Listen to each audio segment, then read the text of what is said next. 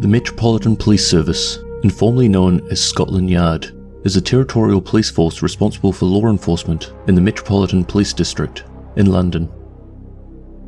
Under the Metropolitan Police Act in 1829, the Metropolitan Police Service was founded, and on the 29th of September of that year, the first constables were put into service.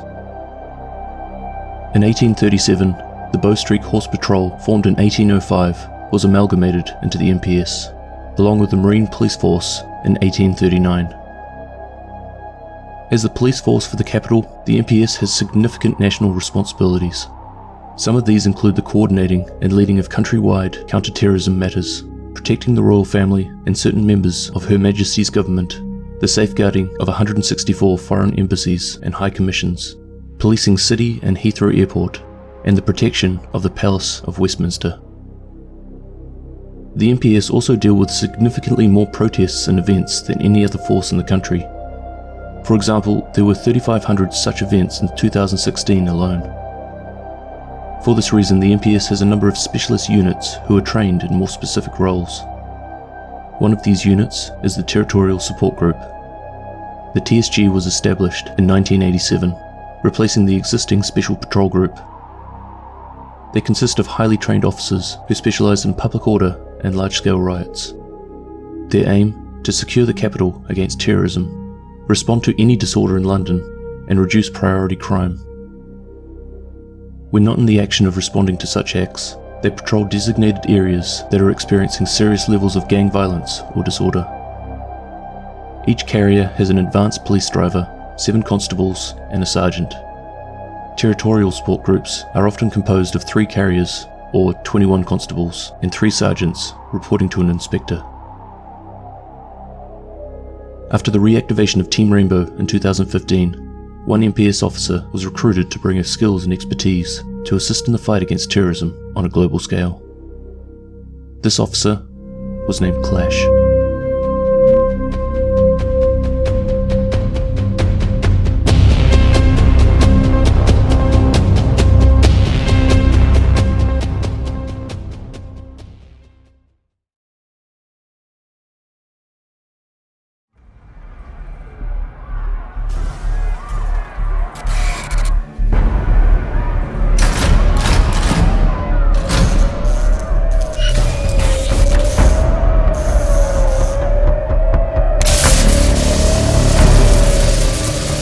This is where you stop.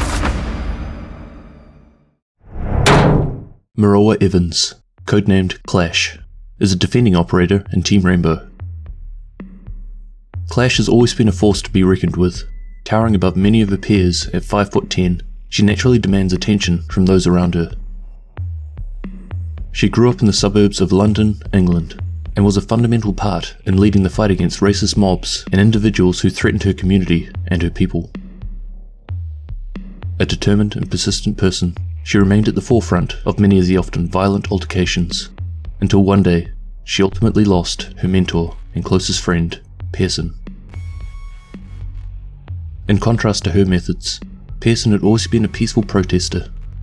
He was there day after day, protest after protest, passively standing up against the racist individuals and their inhumane ideologies.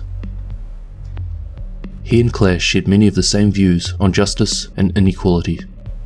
They just chose to rally others in different ways, and while his non-violent pathway was not her idea of an effective measure against the enemy, she valued the friendship and guidance he had provided her throughout the years. On the day of his death, he had been attacked. This peaceful man, while trying to do the right thing by imploring some looters to stop raiding a store, this backfired on him and led to him being killed. Clash was overcome with grief. She finally understood that while the path he had chosen was not hers, her pathway needed to change.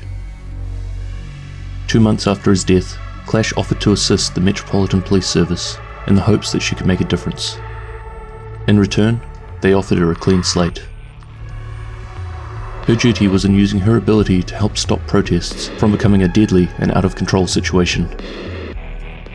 Eventually she began to realise that she wanted to be a part of this organisation entirely, so she joined the MPS full-time as an officer. Early on in her career, she often let her temper get the better of her, and some officers saw this as an opportunity to have her forcibly removed from the organisation, so they went out of their way to try and provoke her. To them, she was still the enemy, who had somehow managed to weasel her way into the MPS and could not be trusted. She found herself in a constant uphill battle, with every misstep and blunder being highlighted and brought to her superior's attention. Yet, she continued on. She was there to do a task, and to her it was much more than just a job. It was an opportunity to not just dull the storm, but redirect it. In her eyes, switching sides didn't mean she wasn't still protecting Londoners from the racists and agitators. She was just executing it from a different angle, and hopefully one that would have a greater impact. As a street-hardened veteran, she certainly knew how to fight dirty, but the intention was so much more than that, and as one of the lead experts in riot control, she brought invaluable knowledge to Scotland Yard.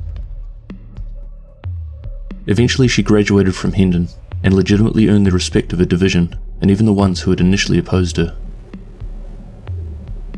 In 2011, Clash managed the front line of the Police Territorial Support Group, and was an integral figure during the London riots. It had begun during an initially peaceful protest against the shooting by the police of a young man of mixed race. A number of rioters were motivated by the anger and were against the brutal treatment at the hands of the police, along with the grievances rising from inequality and cuts to public services. The main responsibility during this riot of the TSG and Clash was to stop the violence from spreading to other districts and securing the capital. While confronting the rioters she had once led and stood alongside, she was met with extreme hostility. To them, she was now the antagonist. Yet undeterred, she held her ground alongside her fellow TSG and proved once and for all to her superiors that she really was a commendable officer in the line of duty. As a result of her exceptional bravery and leadership during the London riots, Clash obtained special permission to attend the Gold Command meetings. Here she was vital in the development and devising of a number of new anti-riot strategies, based on her skills as a riot leader in the past. Throughout her service she made 274 arrests, became a detective constable, and eventually earned the Queen's Police Medal for outstanding valour. Rainbow recruited Clash as they found her determination, insight and background, along with her service record, highly desirable. Impressive and driven, she brings the same tenacity to Team Rainbow that got her recognised in the Metropolitan Police. However, she continues to remain a tough nut to crack. She keeps her cards close to her chest. She has never really gotten over the loss of Pearson, and no one really knows, including her, what kind of life she would have led without his mentoring and/or death. What seems to hold true is her determination to channel her anger, fight the good fight, and use his teachings to become a better person. Within Team Rainbow, she has developed a friendship with Montagna.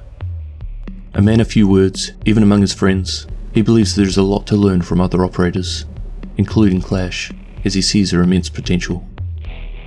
He is naturally protective of her, and understands her hesitancy in opening up to others, especially because of her troublesome past.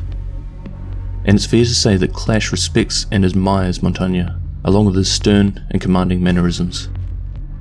He too has an imposing presence, with his unwavering gaze and 6'4" frame, but also has a shared experience working in protection detail at the G8 and G20 summits. And probably more importantly to Clash, she sees him as someone she can compete with, and who is a proven and worthy opponent. However, and not really that surprising, Clash does not see eye to eye with all of the other operators. Thatcher and her come from opposing sides of the fence, him from the military and her from the police. She has strong left-leaning views of the world, such as freedom, equality, reform, and internationalism, while he aligns strongly with the notions such as authority, hierarchy, order, duty, and nationalism. Both are very passionate people who firmly believe in their organisations, and if these two managed to get into a heated discussion and emotions were running high, it could very easily become an extremely volatile and intense situation.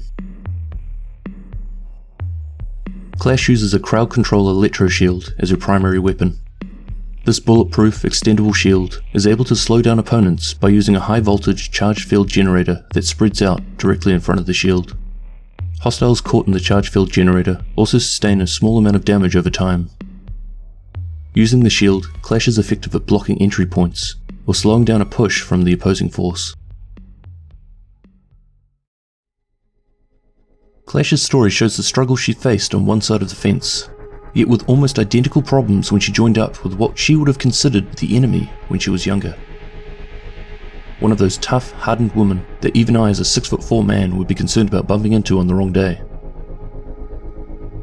Once again, I need to thank Dranius, a long-standing community member on Discord, for helping me out with the gameplay footage on yet another Siege video. He never asks for anything in return, he just does it for the love of games, in turn hoping for content like this to only assist in building interest around these titles. Also, he's a bloody nice guy to top it off. If you see him on Discord, give him a virtual high five or elbow bump or whatever you guys in lockdown are allowed to do. Thank you very much for watching, and I'll catch you in the next one. Cheers!